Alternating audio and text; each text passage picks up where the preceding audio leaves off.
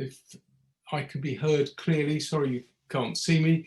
Can I, on behalf of Sullivan team, welcome you to our breakfast seminar.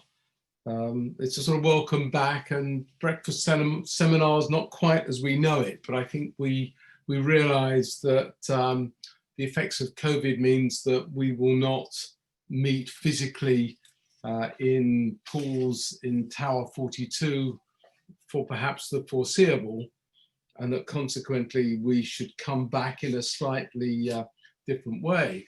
At this moment, I would be saying take your seats, bring your coffee and croissants, and sadly, it's not quite other than virtual coffee and virtual croissants. And we have moved the timing because we thought this might be more helpful, thus enabling me to say, certainly to those sitting in London and Europe, good afternoon, to those in the US, good morning, and to those of you from the Far East, good evening.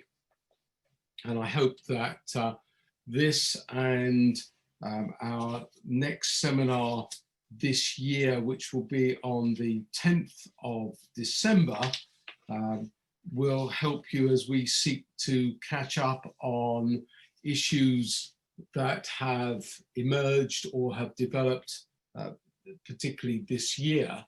And then our idea will be that if you like this, that we will come back in 2021 at a regular time slot, likely third Thursday in each month at about this time, for issues, and we will invite you, as you've done before, to tell us what specific issues you'd like to hear.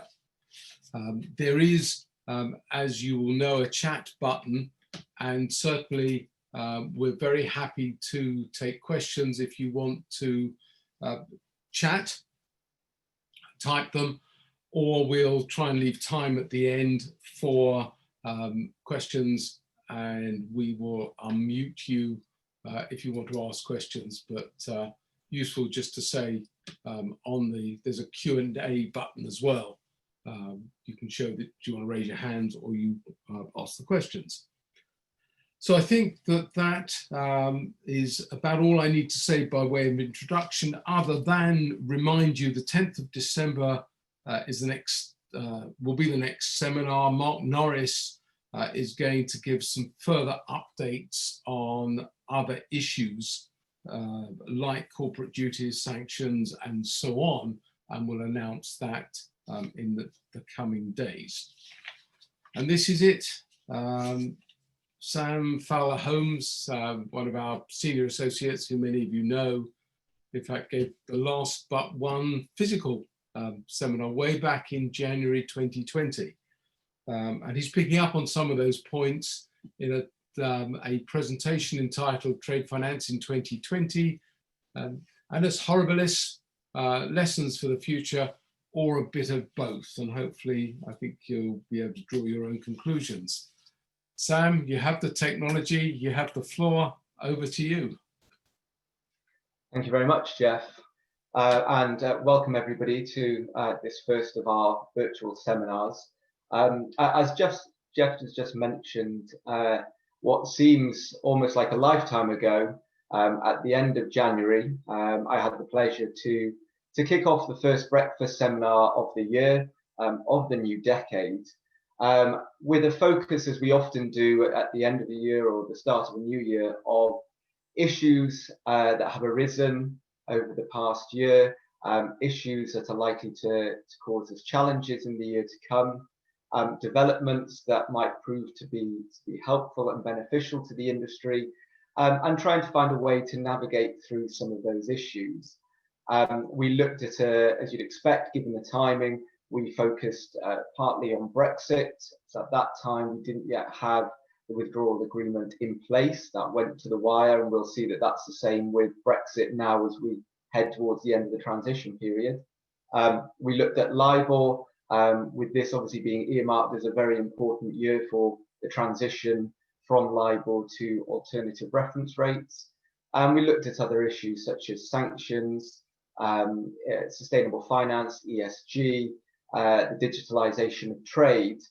And at that time, there were many other topics that we could have looked at as well. But of course, limited time, we just cherry picked a few that we thought were of particular importance. Now sitting here at the start of November, after the type of year that very few would ever have been able to have predicted at that time in January, you'll imagine that a number of those topics are still very relevant, but there's one very big topic that we didn't touch on in January, which has been consuming us all during this year, and that is, of course, the COVID-19 pandemic, which has affected all of us in our working lives, in our personal lives. And that topic in itself, whilst already having been very widely discussed in numerous articles, numerous webinars and the like, I'm not going to try and cover every aspect of that because we could be here until next week, but I am going to try and pick up a couple of issues that we've looked at before that continue to be live issues now, and see how COVID has impacted on those. And indeed, whilst it's very difficult to say that there are any silver linings to something as serious as the COVID pandemic, it is a question of what can we learn from those experiences, what have they helped us focus on, and how do we make sure that those lessons enable us to build a better trade finance industry as we go forward. So on that note, I've picked, oh, sorry, bear with me, that does not seem to have worked. There we go, sorry. I picked a number of topics, some of which, as I said, we covered in January, but where we've seen developments. They include COVID-19, as I said, focusing specifically on how that's impacted on the digitalization of trade, how it's impacted on supply chain finance practices and the industry as a whole, and then looking at some of the documentation issues, many of which have been well explored, but just as a warning and a reminder of the importance of good documentation, particularly when stress tested in something such as this scenario. We'll then move on to have a look at Brexit, again, a topic by itself that covers such a plethora of different issues that it would be impossible to try and cover more than a handful. And I've picked today some of the key issues that I think everybody should be aware of as we come towards the end of the year and the end of the transition period. And then to wrap it up, looking at this issue of LIBOR, which again has been all consuming for the past couple of years, and where we've made quite significant developments, but we head into 2021, the final year before we're expected to transition away from LIBOR, and there's a number of challenges still facing us, which we will look at in some detail. Now, I'm sure there will be people listening today thinking that there are a number of different issues that we could have covered. There's clearly issues in the Singaporean commodities market, which has caused much consternation, and there are many lessons I think we can learn from that. But that again, we will save that to look at in future webinars. There's always been updates in sanctions. The ICC published in March an update to its previous guidance on the use of sanctions clauses in payment instruments. Very relevant, very interesting, including a template sanctions clause, which you should be aware of if you weren't already. We've seen some updates in the middle of the year in the Equator Principles, and Mark Norris, as Jeff said, will be doing the next webinar, and we'll look at that in some detail. And there are a number of other issues we could cover, but sadly time doesn't allow us. But please do let us know if you would like us to consider those in more detail, and we can pick those up in future webinars. So just one slide to begin, looking at the impact on trade. And I'm sorry if this comes across as a bit trite, it probably doesn't need saying, but it's clear that the impact of the COVID-19 pandemic on trade and the trade industry has been significant. It's been one of the biggest challenges, if not the biggest challenge in a generation, to the way that we do trade and into all aspects of life, as you'd imagine. Forecasts back in April from the World Trade Organization forecast that we could be looking at anything between a 13 and 32% decline in the volume of world merchandise trade this year. I'm pleased to say that the updated press release from October said that that forecast was now reduced to just below double figures, so 9.2%, but that came with a very strong cautionary note that this pandemic is far from over, and there is the ability or the risk of that decline significantly increasing as the pandemic ongoes. And I say that as the UK today, or should I say England today, goes into the start of a lockdown, and many of our counterparts in Western Europe are already in that lockdown, and clearly there are many challenges still yet to come. 7.2% rise predicted for next year, but again, well below the previous forecasts from the start of the year before the pandemic had truly gripped. And again, that remains very much subject to how things proceed in the next couple of months. It is again perhaps too early to be saying this, but certainly so far, the fears expressed back in February, March about the possibility of restructurings and insolvencies, whilst those have occurred, and we of course have seen some in the Singaporean markets, they are not strictly limited to the impact of the pandemic in and of itself. Obviously, it is a bit of a watch this space, but certainly it does seem that governments, trade bodies, financiers have stepped in where needed to try and prevent that to the extent possible. And clearly the message has to be that that needs to continue as we continue through this pandemic. So moving then to digitalisation of trade, and I feel I should say at the start of this that at the end of January's seminar, I had a very interesting discussion with someone who worked at one of the more well-known fintechs, who felt that my presentation, which included the next couple of slides, perhaps put too much of a negative angle on where we are in the digitalisation of trade. And certainly that was not intended to be the case. But what the message from January was, and I think it remains the same here, is that we are making great developments in this area. There are still developments to be made, but that we need to keep perspective on why we are pushing forward with digitalisation, what issues are we trying to address, and who are we trying to address them for. And certainly, whilst I feel like those issues are being addressed and have been during this pandemic over the past 9 months, there's definitely a big picture that we mustn't lose sight of. And certainly, hopefully those of you who have worked with us know that we are firm proponents of the digitalisation of trade, and have worked with many of you and many of the fintechs in order to progress this. But it's very important that as part of the lessons learned, we continue to focus on why we need this. So as the slide says, there is a continued increase, and this has been the case even over the past few months, of new electronic platform providers, new fintech companies, joint ventures, and new investment from third parties outside of the trade industry. And also within the trade industry, we've seen financiers, new participants, new stakeholders in some of the big and some of the upcoming fintechs.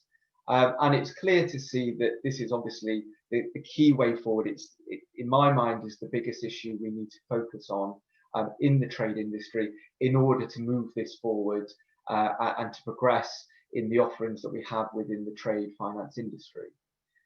There are two issues to this. There are two groups of issues that we need to be aware of, and these are the commercial aspects and the legal aspects.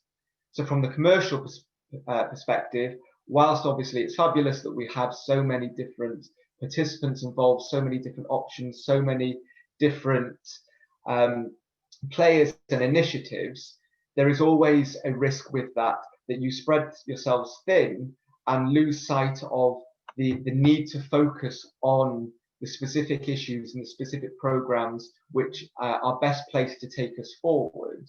And whilst obviously the plethora of choice is a good thing, there is a risk, particularly with the fact that so many stakeholders have investment in different initiatives, that at times it feels like it is well, one of these will come good in the end, and we just want to make sure we're involved in that one. And that is not in any way to belittle the time, the money, the investment that has gone in from all participants into it, but there does need to be a recognition of the challenges that poses when you have so many investments and so many initiatives, that you do spread yourself thin in trying to make sure that we focus on what works well, what doesn't, why doesn't it work well, and making sure that we use the products or the initiatives that we had to try and address those issues.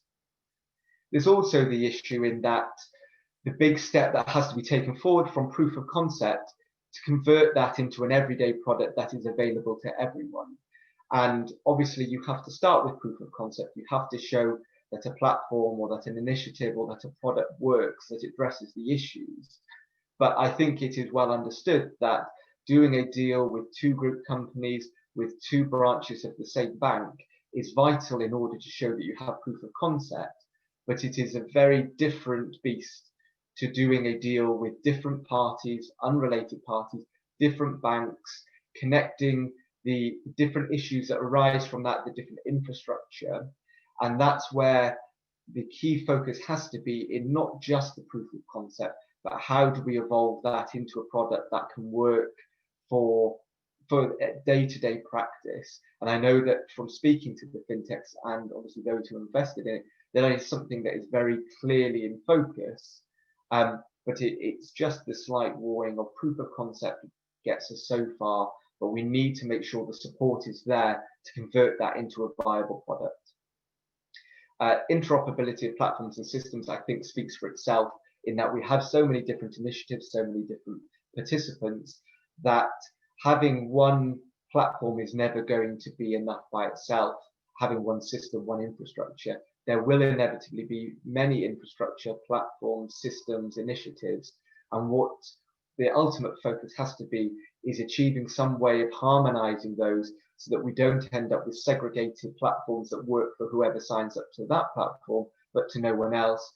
Ultimately, if what we're looking to create is a network to truly digitalize trade, then one of the steps, and I appreciate this is maybe not the most immediate step, but certainly a step that we have to bear in mind is how do we achieve that interoperability of platforms and systems. And then, as I said, part of the warning here is what is actually needed and what should be prioritized. And just as an example of this, in that much of what you'll see we'll come on to will look at how SMEs are challenged, how those in emerging markets, who so many of you focus on, and certainly many of the deals we do involve those in emerging markets, is making sure that the digitalization of trade doesn't just work for those sophisticated entities who have the ability to spend time and money investing in it, but also making sure that it truly reaches everyone within the trade industry. And when you consider, for example, recent publications that say that access to reliable broadband in certain emerging markets across Africa, that people, less than a third of the population, have access to that, it makes you realize that, yes, we need this digitalization of trade, but there are big challenges that we need to overcome in order to make sure that once we have that digitalization, that it works for everybody.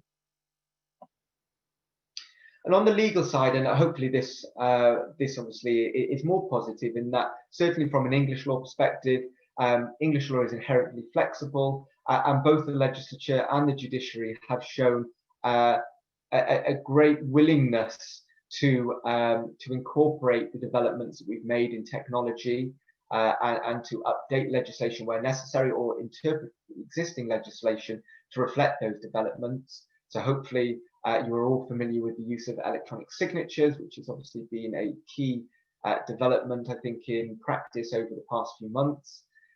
You can have documents in writing which are satisfied by using source code.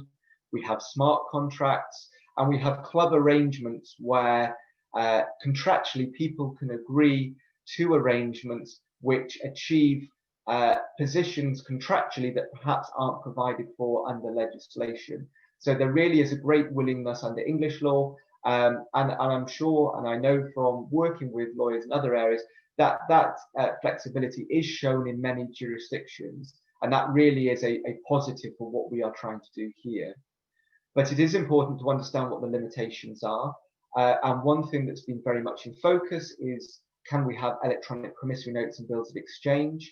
At the moment, unfortunately, the answer to that appears to be no.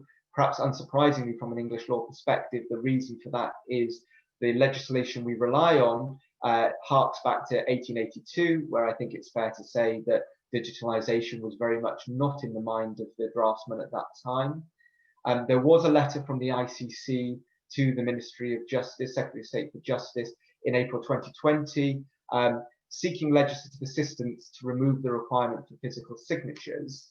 That is an interesting point, in that we see that there are very good arguments why it is not the physical signatures that cause issues. In fact, we believe that you can proceed with electronic signatures, but the problem is, in fact, how do you deliver an intangible and satisfy the requirements of a piece of legislation that focused only on the physical?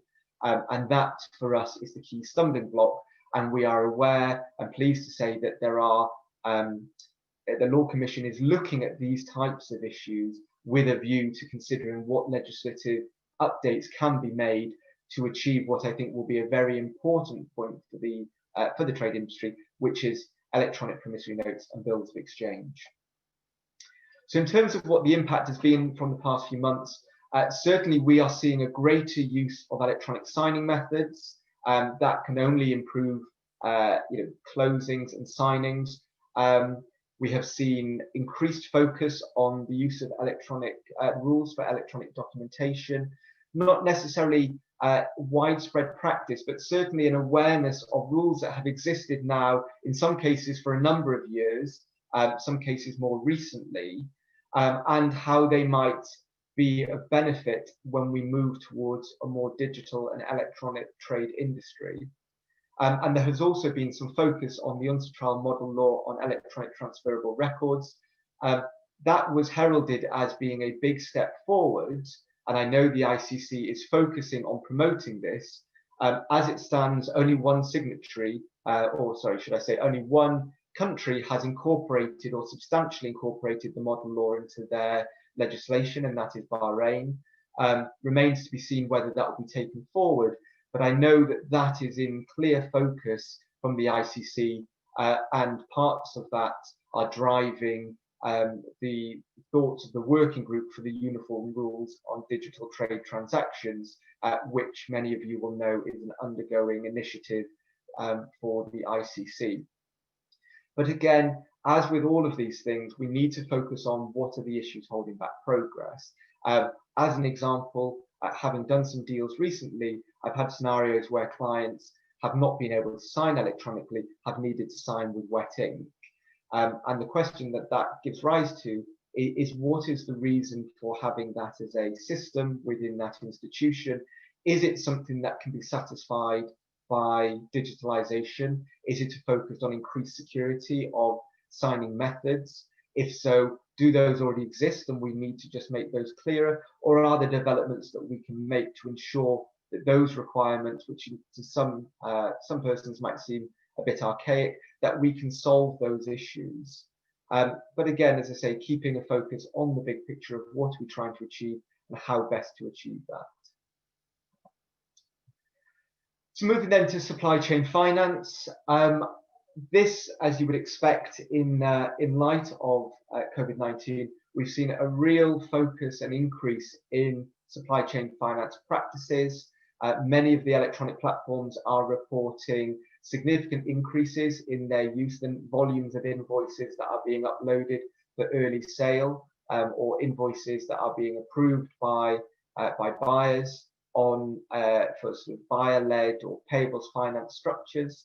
And I think it's fair to say that as other avenues of liquidity or cash flow have dried up, there has been a very sharp focus on the supply chain finance industry.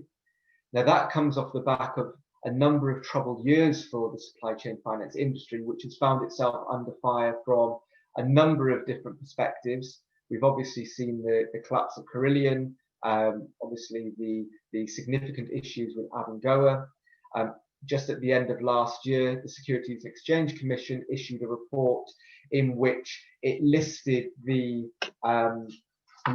practice of supply chain finance, which I would say as an umbrella term, here I'm referring to it predominantly as what the ICC might call payables finance, or for some of you might be buyer-led structures, or those of you who use supply chain finance to specifically refer to buyer-led structures. But the Securities and Exchange Commission report listed supply chain finance as a practice under a title of problematic investment products and practices, which, as you'll appreciate, is a rather concerning topic or title for those of us who work and do business in this area.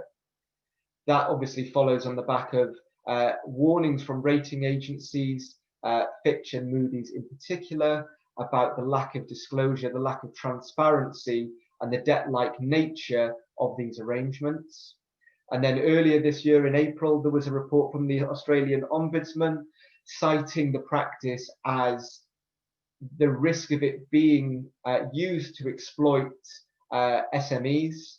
And in particular, they focused on the use of artificial intelligence, so linking into the digitalization of trade, and the concern that the Ombudsman had about the lack of transparency about how AI was being used in order to price up deals. And then additionally, there has been a lot of reporting in the media about the risks of these abusive practices and references to the potential of it being used to exploit suppliers. Now, I think what it is fair to say is that underlying all of this are just concerns and clear issues to be concerned with. But it is a question of making sure that they are viewed through the prism of what is actually happening, what measures are in place to prevent that, and being clear that some of these issues are issues that exist with all types of financing. The risk of abuse of practice, the risk of abuse and exploitation of market participants is not something that is inherent to supply chain finance in a way that it is not inherent to a number of different types of issues. So I think that is certainly something that to keep perspective of as we go through these next few slides.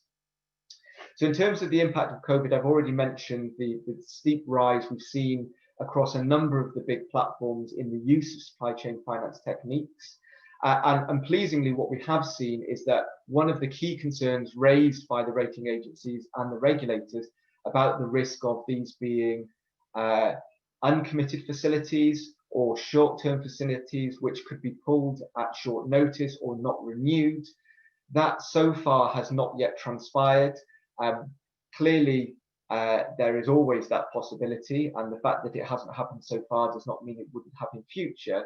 But I do think that supply chain finance has responded robustly to what has happened, which is a truly unique scenario over the past few months, and has some legitimacy in demonstrating that this is an industry which is built up to be robust and that participants are committed to, and that the track record is showing that some of these concerns, whilst not necessarily unfounded, do not perhaps deserve the weight that is being applied to them.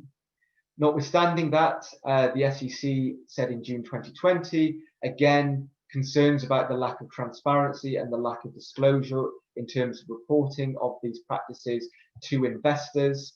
And Moody's has commented that from their perspective, the sharp rise in the use of supply chain finance techniques over the past few months, if anything, serves to underline the concerns that they have raised, again about transparency, again about the nature of these types of financings and the risks of what happens if these lines were to be pulled.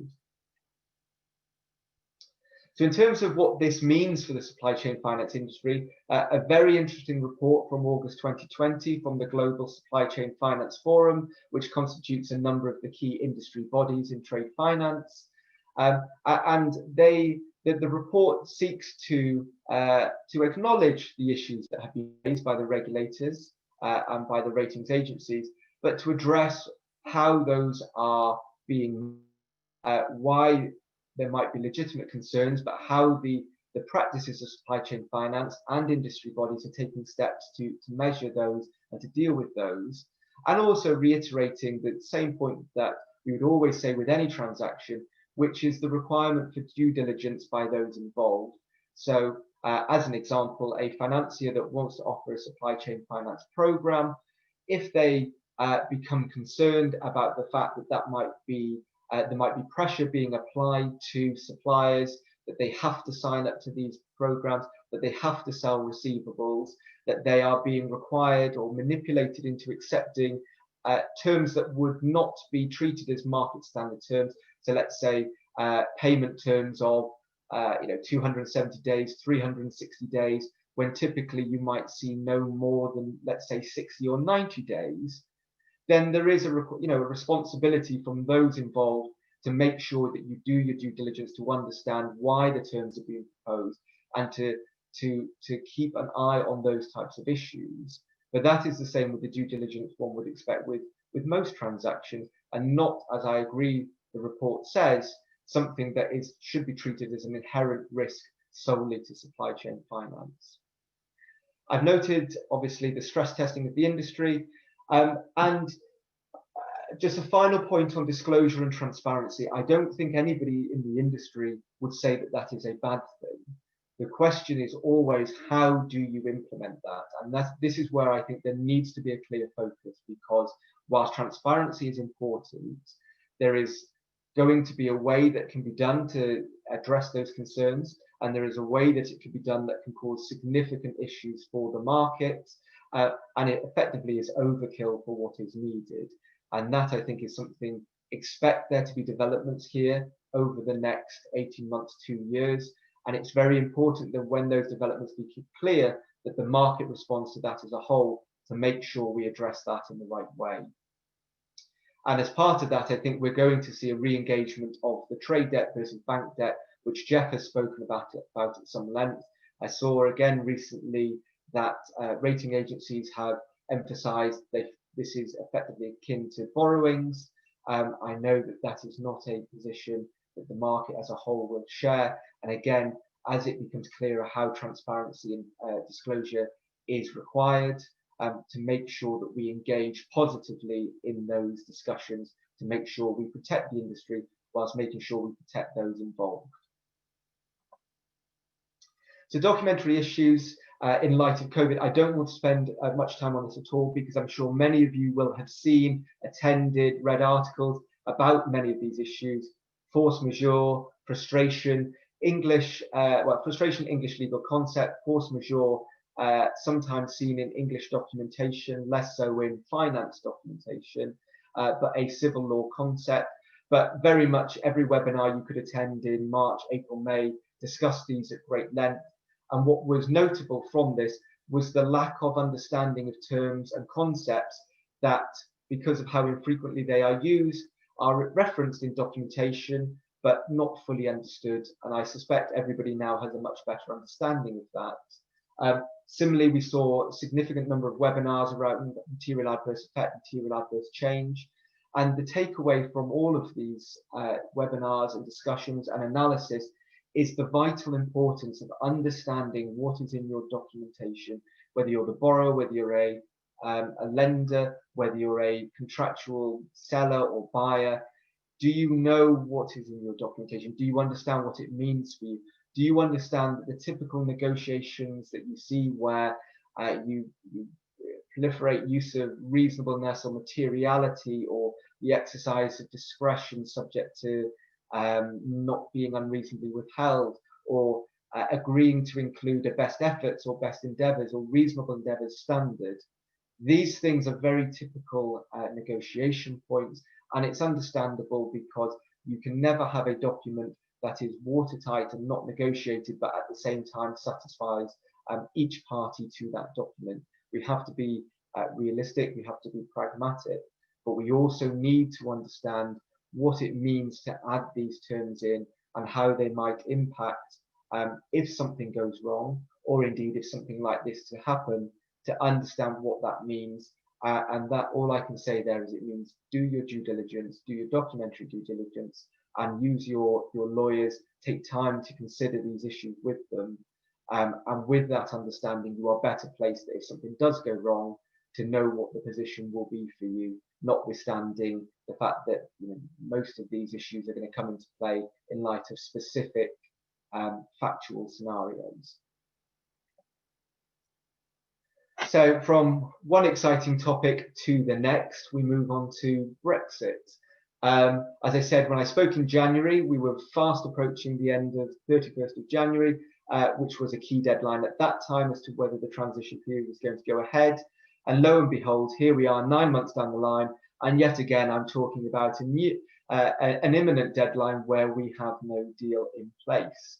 So much of what I say today is based on the status quo, the position as it is. There is a deadline for, I believe it's a couple of weeks from now, the new deadline for agreement as to what the position will be post 31st of December. But this is how we stand. But this is something that I'm sure you're all very aware is a movable feast and something that needs to be continued to keep under review. And in particular, you'll see that much of the uncertainty here is based on the fact that the EU is sticking to its all or nothing approach. Either everything is agreed or nothing is agreed. So the issues I've chosen to discuss today are choice of governing law, the choice of jurisdiction and the recognition and enforcement of judgments, and then a brief overview of some key issues relevant to all of you, which will be data protection, capital requirements, and bailing. So governing law is perhaps the slightly easier topic to cover off, in that there's going to be, as it stands, some relative stability in the position after the end of the transition period, because as we currently know and have known as an EU member state the past many years, the Rome I and Rome II regulations generally require that EU member states recognise an express choice of law, even where that is the law of a non-EU member state, which will be the case for English law regardless of the position after the end of the transition period. So English law should continue to be recognised, subject to the usual qualifications in those regulations, but you should feel relatively confident in continuing to use English law as your choice of law for documentation. Jurisdiction, unfortunately, is much more problematic, as we're going to want to see. And I'm going to look particularly today at the position after the 31st of December with the Lugano Convention 2007 and the Hague Convention 2005, both conventions that look at jurisdiction and the recognition and enforcement of judgments. So the Lugano Convention has been and remains the UK's preferred choice for regulating the position between the EU and the UK when it comes to jurisdiction clauses and the recognition and enforcement of judgments. The UK is currently a member to the Lugano Convention by virtue of being a member state of the EU, or should I say, by virtue of the withdrawal agreement, which maintains that status quo for this purpose, and the other parties, Switzerland, Iceland, and Norway, being the ECFA member states. It's modelled around Brussels I regulation, which was the EU regulation governing jurisdiction and recognition of judgments. Many of you will know that Brussels I regulation was updated from January 2015 for what is called the recast Brussels regulation. There is great overlap between the two Brussels regulations, but there are some differences between the two of them, notably that the recast Brussels regulation has clearer rules governing the determination of jurisdiction where proceedings have been started in the courts of more than one member state, notwithstanding that there is an exclusive jurisdiction clause. So let's look at why the UK was focused on the Lugano Convention. Well, mainly it's because, as I said, it follows the Brussels I regulation. So to a large extent, we would be able to maintain the status quo.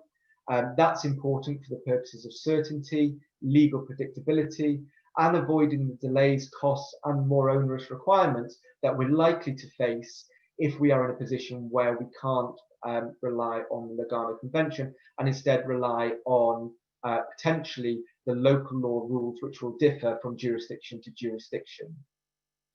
So that being the case, what is the problem?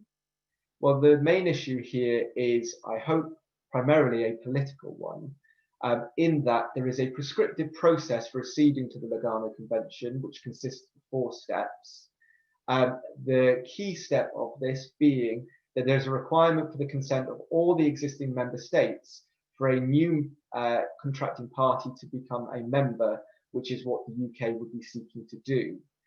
Whilst the other member states have indicated that they are supportive of the UK joining, perhaps unsurprisingly, the EU has not yet agreed to the UK's accession, and that agreement does not seem likely to be forthcoming if we don't have agreement as to the position between the EU and the UK going forwards.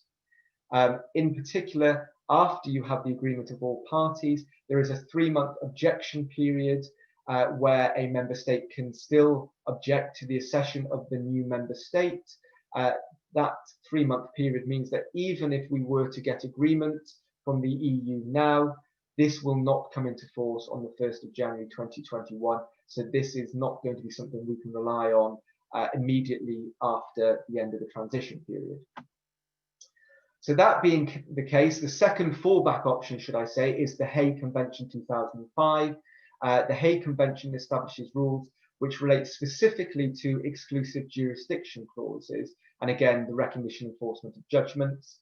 Slightly different member state base here. Again, we've got the EU, the UK, again, because of the withdrawal agreement, status quo has been maintained for the UK to effectively be treated as a member state by virtue of the EU. This time we've got Singapore, Mexico, and Montenegro.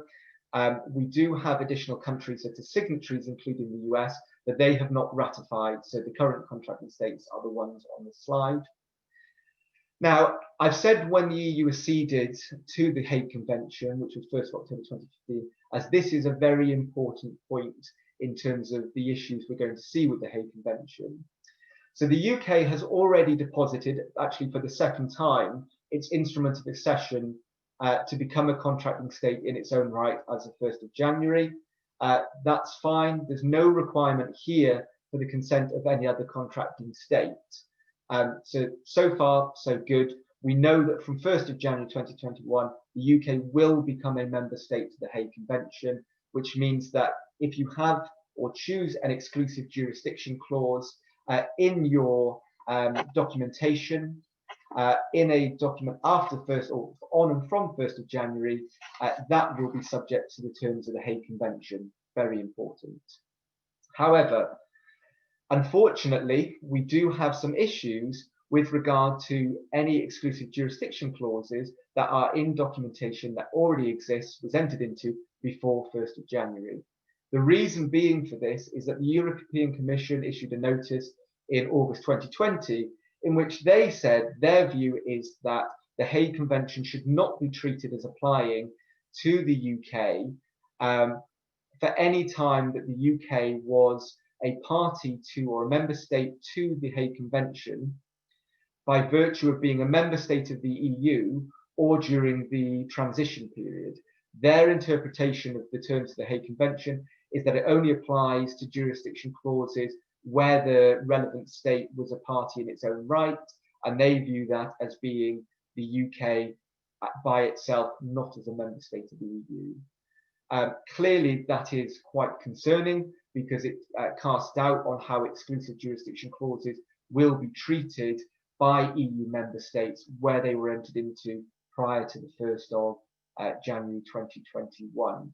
Now, I think it's important to note that the Commission's view is not binding on the courts that would need to decide this, and one would suggest that there is an element of political pressure being applied here, but certainly it is a cause for uncertainty and not helpful at all in being able to give guidance to the existing position as it stands.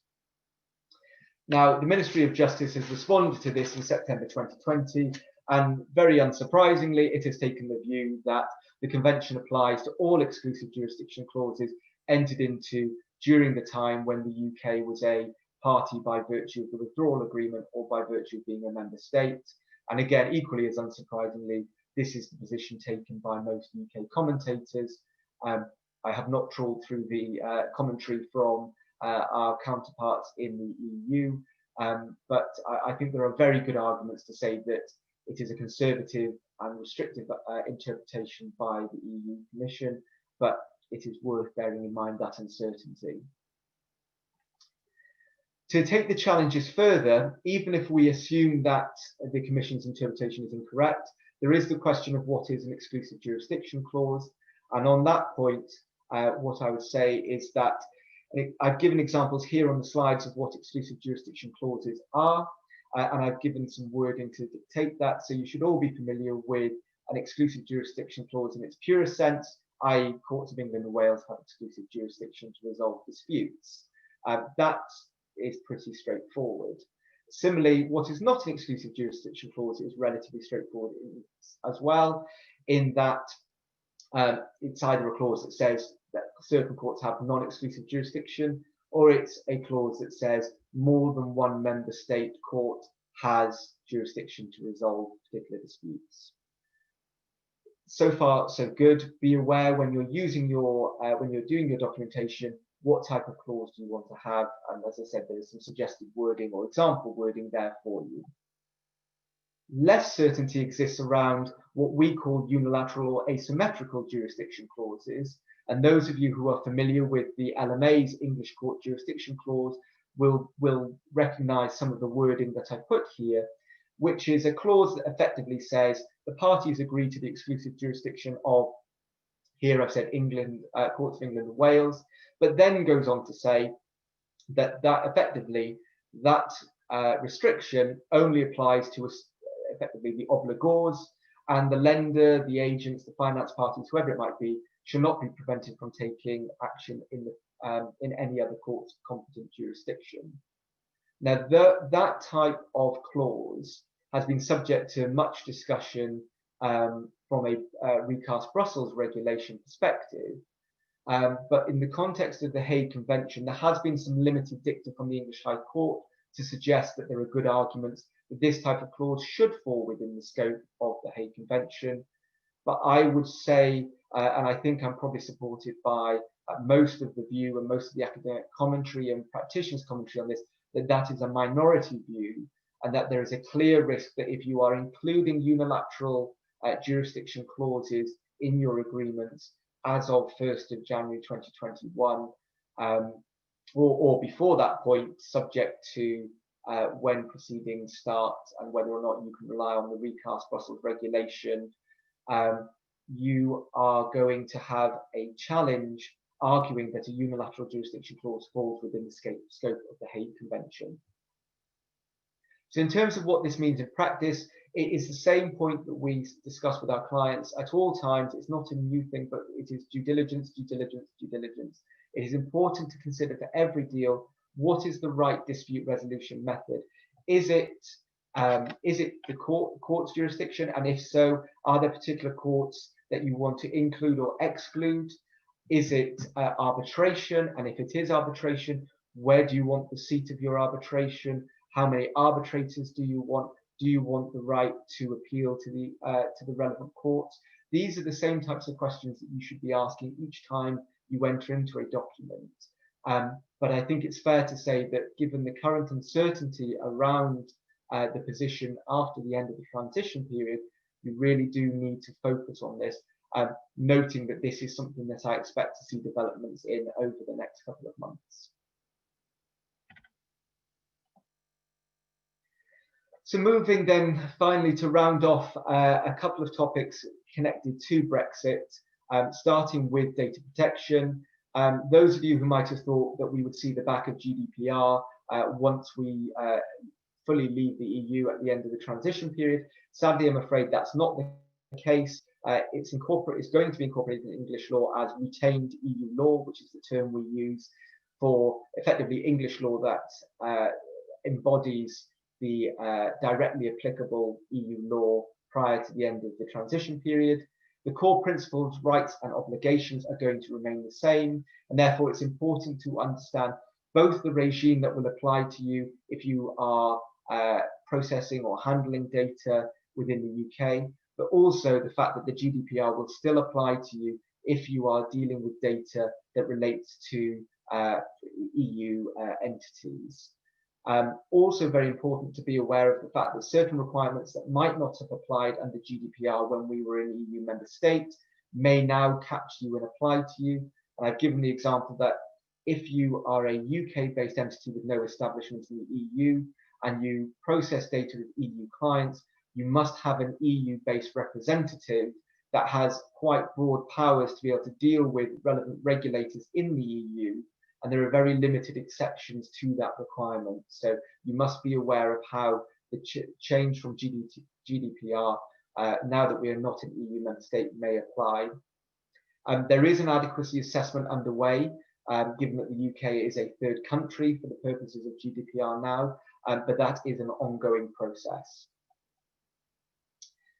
Capital requirements regime, again, similarly, those of you who hope we'd seen the back of CRR, that is not the case. It again is going to be incorporated into UK law as retained EU law. There have been amendments made to what we call the UK CRR, both to make it bespoke to UK, but also to change various aspects, including the rules around group consolidation provisions and the rules around preferential treatment for certain exposures, which unsurprisingly include the risk weighting you can give to exposures to EU sovereign debts. There are amendments on the horizon, the so-called CRR2 and CRD5. Interestingly, as part of the withdrawal agreement, the UK had to agree, or has agreed, to transpose any new EU legislation that has an application date before the end of the transition period. There are a number of pieces of legislation that interestingly have a 28th, 29th December 2020 application date, and therefore which the UK is required to transpose into UK law. That includes CRD5, but does not include CRR2, which doesn't have an application date until next year. And as a result of that, the UK has already indicated that it is going to exercise the discretion it has to move away from the terms of EU legislation implemented now, but with an application date after the transition period, to introduce a new prudential regime for the UK. So again, be alive to the fact that at the moment the status quo is going to stay similar, but there are amendments, and certainly this is an area of focus for the UK in the year to come. And to wind up a discussion on Brexit, Bank Recovery and Resolution Directive, obviously a controversial piece of legislation when enacted because of how broad the interpretation of liabilities was, how relevant it was to trade finance. Those concerns remain, albeit BRRD has been amended by a second directive. One of the most interesting points to be aware of, albeit with a lack of certainty, is that Article 55, which is the so-called bail-in article, has a reference to a carve-out or an extension of the impracticability requirement for not including a bail-in article for instruments used in the context of trade finance operations. Now, there is no further guidance at the moment as to what that means. And I do know that in the background, the industry bodies are very focused on this, and there is a lot of consultation going on. And I do expect to see this as an area of change.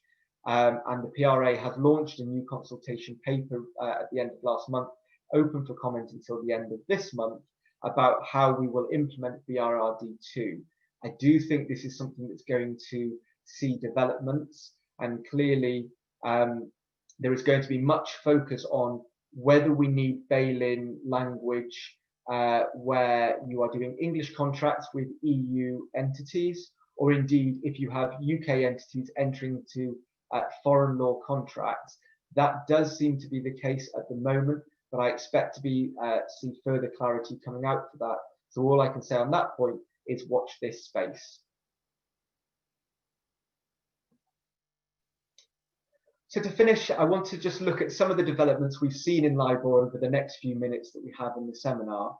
As I said in January that this was a very important year for LIBOR, and that has transpired, but we still have further developments and further challenges ahead. So the background, I hope, is familiar to all of you in terms of the clear preference from a sterling perspective, from the sterling risk-free rate working group, is to move to the sterling overnight index average, known as SONIA, and then the US counterpart working group has identified SOFR as being the replacement for USD LIBOR. The challenges faced in moving away from LIBOR were highlighted back in January in the fact that we had an estimated $370 trillion worth of contracts pegged to LIBOR, so a substantial undertaking to move all of the legacy and existing contracts we have from LIBOR to those new rates or the alternative rates that have been identified. At that time, when we did the presentation, end of Q3 of this year was a vitally important deadline, because it was the deadline by which institutions were expected to cease issuing new LIBOR-linked products where those products have a maturity after end of 2021. And the key message at that time was more engagement required from all parties, but particularly financiers, with a focus on the loan market lagging significantly behind the derivatives market. Now, over the past 9 months, obviously we've seen a number of developments, but in terms of what the impact of COVID has been, that's been relatively limited, in that the only real concession that I think we've seen to that is that the Q3 2020 deadline I've just mentioned was pushed back 6 months to end of Q1 2021 to allow some breathing space. But the regulators across the various jurisdictions, including the FCA, have been very, very clear that the deadline of end of 2021 remains, and that is what we should all be working towards. And in saying that, much of the focus of the FCA and the Bank of England has been on pointing out that as we've seen LIBOR increase over the past few months, this is notwithstanding the efforts made by the Bank of England to ease funding costs for financial institutions, which they see as simply compounding the issues that they had raised with LIBOR in the first instance, and hence the transition away from it. So in terms of some notable progress, up to July, there was a recorded £16 billion worth of SONIA-linked bonds issued. We've seen the first loan transactions issued using SONIA and SOFR. And I think importantly for the trade industry, we've seen forward-looking term rates coming under development. And that's something we're going to look at in the next slide. But there remains much to be done, particularly around the conventions to be used, the calculations involved, and the systems and infrastructure that are needed in order to enact those conventions and calculations. Now, partly in reflection of that, we have seen some potential legislative intervention with the Financial Services Bill that's just been laid before Parliament, which is, among other things, going to grant the FCA additional powers to be able to take action connected with LIBOR. Now, anyone reading that and thinking, that sounds good, the legislature is stepping in, they're going to solve this, I would add a cautionary note here that the emphasis from the Bank of England is still very much that this is a market-driven process. We cannot rely on legislation resolving all of the challenges that currently exist, particularly the tough legacy contracts and transitioning away from those. So whilst the legislative intervention is a positive step, it should not be seen as an opportunity to step back and cease doing what is being done. We need to remain engaged in this process. So in terms of the alternative rates that have been identified, notwithstanding that SONIA compounded in arrears remains the primary rate that the Bank of England and the working group says should be suitable for 90% of cases. There is a recognition that that won't always be the case, and the identified alternatives are bank rates, whether that's a central bank rate, whether that is the bank rate of the relevant lender, term rates, which we will discuss further now, or in some cases fixed rates. But very importantly, again, the message is this is not an opportunity. I use the word exploitation carefully, but just to link it back to supply chain finance and identifying the fact that this risk exists in all areas, it is not an opportunity to move to a rate that is better for banks, for lenders, when the existing rate would have been LIBOR. So there is not an opportunity to have a second go at putting better terms in. It has to be a reasonable rate when you are transitioning from LIBOR to the new rate.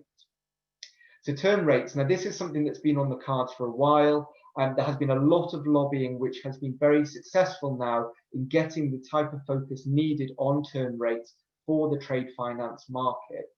And just in the last few days, we've seen a very positive note issued by the working group with an update on the steps that have been made in publicising and developing term rates, not just for use with the trade finance market, but it is one of the industries clearly earmarked for these rates. We have 3 benchmark administrators, all of whom have now had data that they're putting together, either from March or from June. They are said to be beta rates in that they are not yet ready to go live, but there is a clear focus in that note on moving from the beta status as soon as possible. End of year has been targeted, but I think it's likely we will see that running into next year. The deadline for trying to get them live appears to be end of Q1 next year as it stands. Whether we will achieve that remains to be seen, but it is definitely a positive step forward, and I would advise having a look at that note to anyone interested in term rates. But again, in order to pass on the cautionary note, we need to be aware that there is every possibility that that might not happen, and if that doesn't happen, you need to be in position to move forward with alternative rates to a term rate by the end of 2021. So please do bear that in mind. We are not yet there with term rates. We've made very good steps, but we are not yet there. So to finalize this, I think that perhaps the most important issues from a documentation perspective is what's out there in the market to use. So end of October, ISDA published some further supplementary wording, including a language or a mechanism for amending existing contracts to include fallback language where those contracts reference LIBOR. So anyone using ISDA, please be aware of that. From the LMA perspective, there have been a number of updates over the last couple of months. February 2020, the replacement of screen rate language that I suspect many of you were familiar with because it had been published for quite a while by that point, was incorporated into the LMA's template documentation. In August 2020, there was supplementary wording which was published in light of the FCA's conclusion that the previous wording was not sufficient to address the point that had been raised by the FCA back in April, which is that all documentation that is entered into as of the end of Q3 2020, so that means your documentation now needs to have terms that set out how you will convert from LIBOR to your new rate, or if you are not yet at that stage, an agreed process for replacing LIBOR. So that new supplementary wording sets out wording that will cover both of those options. I would note that the pre-agreed process effectively is a requirement for negotiations between the parties as to how they are going to take that forward. There are no timeframes included, you must decide that yourself. And as at this time, we are not aware of there being any market standard position for this. So you do need to speak internally with your counterparties and with your legal advisors as to what the appropriate timeframes are, keeping in mind the timeframes of the recommended roadmap that the FCA and the working group have established. October 2020, again, some further additional wording published by the LMA in light of an announcement recently that the FCA is going to be empowered, and other regulators also, that if they announce that LIBOR is no longer representative, that needs to be a trigger to move away from LIBOR to your alternative rate. And many documentation that you have now, I suspect, does not have that wording. And that was added to address that announcement that was made a couple of weeks ago. Now, very importantly, the August 2020 language and the October 2020 language are not in the template LMA facility agreements. They are supplemental documentation, supplemental clauses, and therefore simply saying I'm using LMA wording is not enough by itself. You need to take active steps to incorporate that wording into your documents and consider how you're going to address, in particular, the timeframes for negotiation where you are using the wording that sets out an agreed process for replacing LIBOR. And to round us off, the final point I'd like to point out is the exposure drafts. I mentioned two of these in January. There are exposure drafts for compounded SOFR and compounded SONIA published by the LMA. And more recently, we saw the LMA publish what they call a rate switch agreement, which is the first agreement they put together that has wording included that has LIBOR and active wording that transitions from LIBOR to either SONIA or SOFR without the need for any further agreement or any further amendments. So very important step forward, but not yet by any means published as final draft. They are exposure drafts available for review and for market participants to comment on. So be aware of them, consider what they might offer to you, And I would say the LMA is very open to commentary on this because they are works in progress.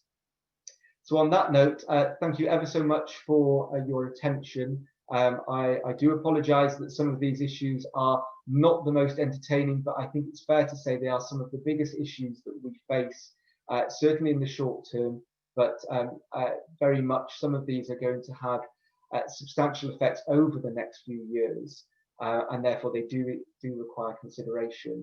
And on which note I will pass over to Jeff. I'm very happy to take any questions now, should anyone have them. Sam, thank you very much.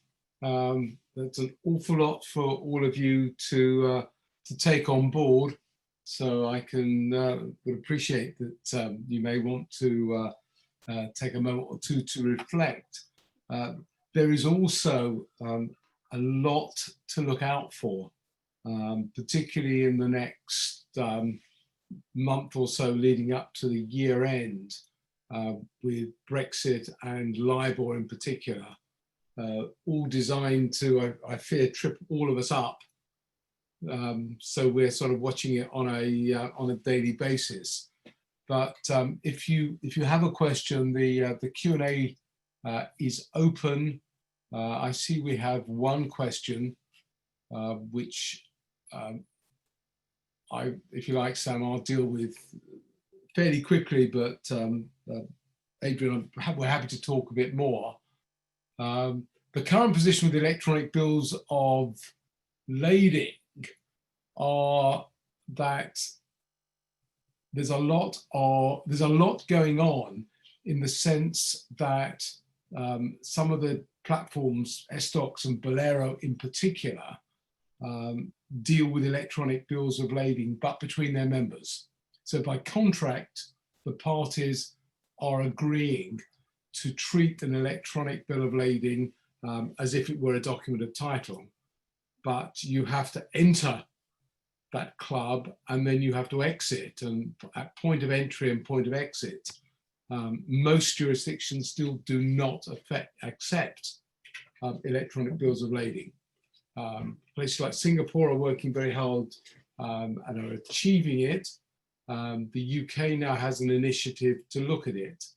But essentially, when you get people saying, oh, electronic bills of lading, it's easy, the answer is only within club rules. So I hope that gives you a quick answer to that. It's an area that we're actually working on the UK side, on getting the law changed, actually. Does anybody else have any questions? I know we're slightly over, but if you've got a moment, in fact, if you want to speak, hopefully the microphones are also open. Sam, have you opened microphones to all? That is a very good question. I believe so. Yes. So if anybody wants to ask, feel free to do so.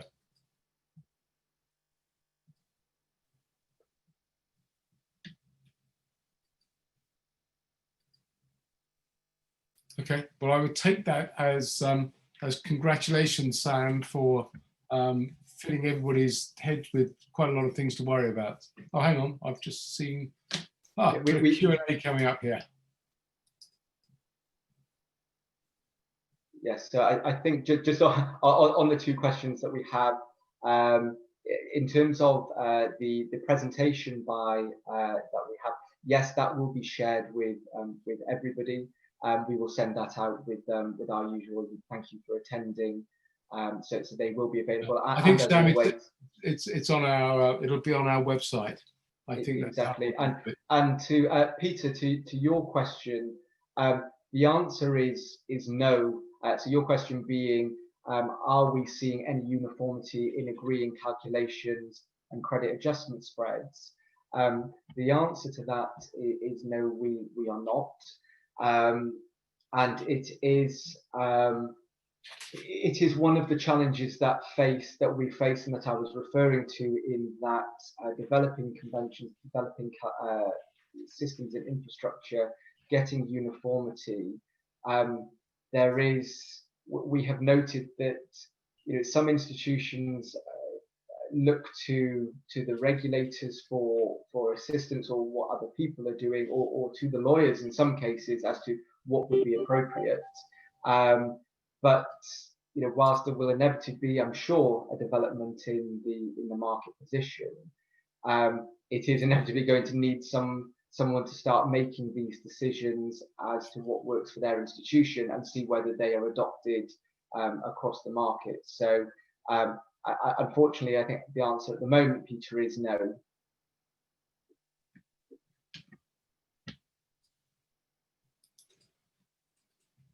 Like a lot of these, there's more questions than answers. Okay, everybody, I know we've run on slightly. As I say, we can't even say we'll be standing around the coffee point. But if you have any more questions, an email to Sam, me, or both of us, and we'll try and deal with it. Otherwise, we wish you happy continued transaction work, and we will be back on the 10th of December, if not before. So everybody stay safe, and we'll catch up soon. Sam, thanks very much. Thank you very much. Bye-bye now.